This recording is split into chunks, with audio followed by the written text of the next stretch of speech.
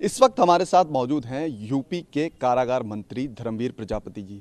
Sir, आपने प्रधानमंत्री से मुलाकात की, किन चीज़ों को लेकर के मुलाकात की? देखिए, जो 8 महीने का हमारा जो कार्यकाल है और जेलों में जो हमें अनुभव आया है और लगभग 50 जेलों का मैंने दौरा किया है, 40 जेलों में लगभग संवाद किया है और संवाद में जो चीज़ें अनुभव में आई वो बार बार माननीय मुख्यमंत्री जी के साथ हम शेयर करते रहते हैं। और एक जानकारी माननीय प्रधानमंत्री जी ने मांगी थी, उनको कहीं से कोई सूचना पहुंची होगी कि हमने अर्थदंड वाले कैदी छोड़े थे। वो जानकारी एक बार 15 दिन पहले माननीय मुख्यमंत्री प्रधानमंत्री जी ने हमसे मांगी थी कि वो कितने कैदी अर्थदंड वाले आपने छोड़े हैं, एक डिटेल हमें दीजिए। तो वो हमने डिटेल दी और उसी के साथ हमने फिर नोट करा दिया कि और भी हम कुछ जेलों की चीज़ें आपके साथ शेयर करना चाहते हैं। तो उन्होंने बुला लिया 26 तारीख में।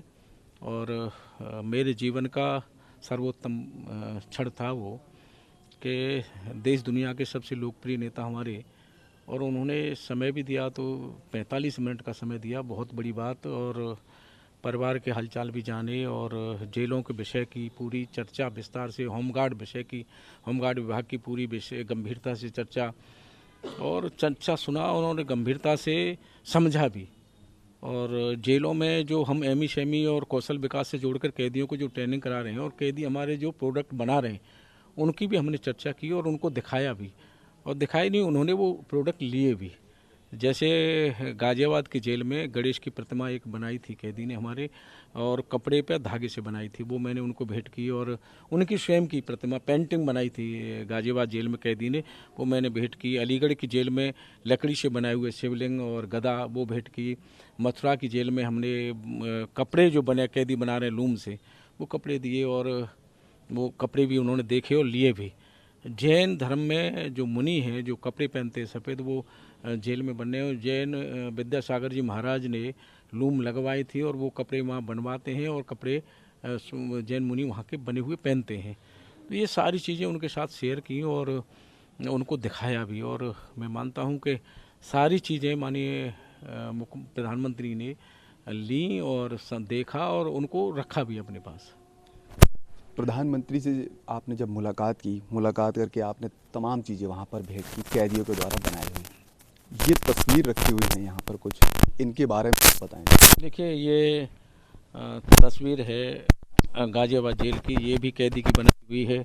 अगर हम बात करें तो ये फतेहगढ़ जेल में महिला बंदियों ने बनाई है, ये महिला बंदी फतेहगढ़ में बनाई है। और ये बात करें तो भगवान कृष्ण का मुकुट इटावा जेल में ये महिला बंदियों का बनाया हुआ है। और मतलब ये सब बंदियों के द्वारा बनाई हुई चीज़ें गाजियाबाद की जेल में हमारी बनाई। जिस कैदी ने वो प्रधानमंत्री जी की फ़ोटो बनाई थी, वो इसी कैदी ने ये मुख्यमंत्री जी की फ़ोटो बनाई है।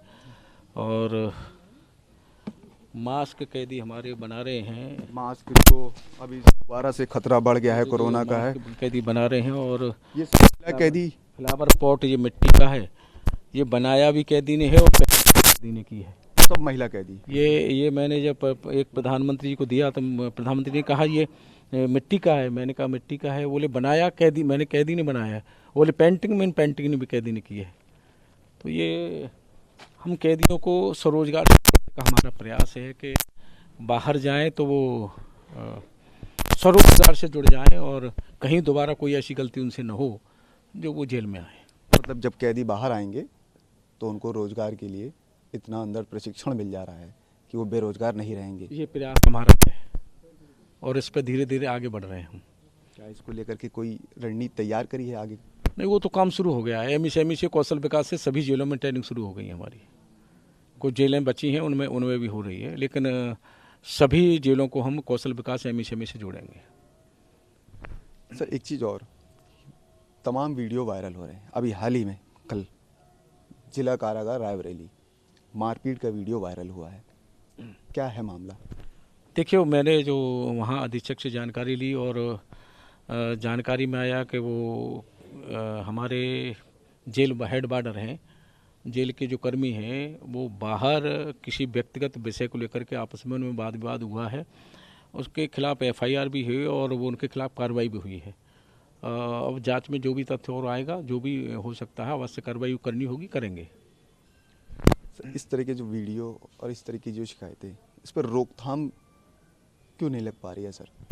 देखिए, अब वो कोई व्यक्ति बाहर जा कर के क्या कर रहा है, वो बाहर उनका व्यक्तिगत विषय है, उस पर भी हम लोगों ने कार्रवाई की है और आगे भी सख्ती हम करेंगे ऐसी घटना कहीं होती है तो। लगातार आप जेलों के दौरे पे रहते हैं, पहले और अब में कारागार मंत्री हैं, आपकी ही जुबानी जानना चाहते हैं कि क्या अंतर लगता है आपको? देखिए, मैं किसी से स्पर्धा नहीं करता, ये मेरा शुरू से नेचर रहा है। मैं काम करता हूँ, पीछे किसने क्या किया मैं कभी जाता नहीं। कई हमारे, जब हम मंत्री बने थे, जेल मंत्री बने थे, तो कई हमारे मित्रों ने हमसे कहा था कि पीछे जो मंत्री रहे उनकी राय आप ले सकते हैं, उनसे राय ले लीजिए, आगे क्या करना है, कैसा करना है, आप पहली बार जेल मंत्री बने हैं। हमने कहा ठीक है, हमने हाँ किया, लेकिन हमने स्वयं जा कर के निचले धरातल पर जा कर के चीज़ों को समझा और समझने के बाद जाना, और जानने के बाद जो सुधार हो सकता है। अब आप देखेंगे जेल में अगर जाएंगे तो स्वच्छता की बहुत बड़ी व्यवस्था है, खाने में परिवर्तन हुआ है, कैदियों के साथ संवाद करके कैदियों की सोच बदलने का काम हम लोग कर रहे हैं। हमने अर्थदंड वाले 400 कैदी लगभग छोड़े हैं समाज सेवियों के माध्यम से पैसा जमा करके। हमने नीतिगत अगर हम बात करें और हमारे स्थायी नीति में चाहे ले लें हम, चाहे हमारे छोटे छोटे अपराधों को करके ले लें, चाहे हम दया याचिका को लेकर के लेके हजारों कैदी हमने छोड़े हैं। अगर हम बात करें तो 60 साल की जो उम्र की बंदिश थी पहले, आजीवन कारावास के सज़ा के बाद भी 60 साल की उम्र पूरी करनी होती थी, वो ख़त्म हुई है। वो ख़त्म होने के बाद में आगरा की केंद्रीय कारागार से 900 कैदी छूटे हैं, प्रयाग की नैनी जेल से 800 कैदी छूटे हैं। तो हज़ारों की संख्या में कैदी 60 साल की उम्र की जो बंदिश खत्म हुई उसके बाद छूटे हैं। और दया याचिका की फाइलें हमारी निरंतर चलती रहती हैं। कल भी मैंने करीब 300 से ऊपर फाइलें की हैं। ये चल रही है प्रक्रिया निरंतर, ये प्रक्रिया है, चलती रहती है और चलती रहेगी, और ये प्रक्रिया भी चलती रहेगी। अर्थदंड में लोग अगर कोई आएगा जेल में तो हमारा अधीक्षकों से कहना है समाज सेवियों के माध्यम से ये अर्थ के अभाव में जेल में न रहे, ये प्रक्रिया हमारी निरंतर चलती है और चलती रहेगी।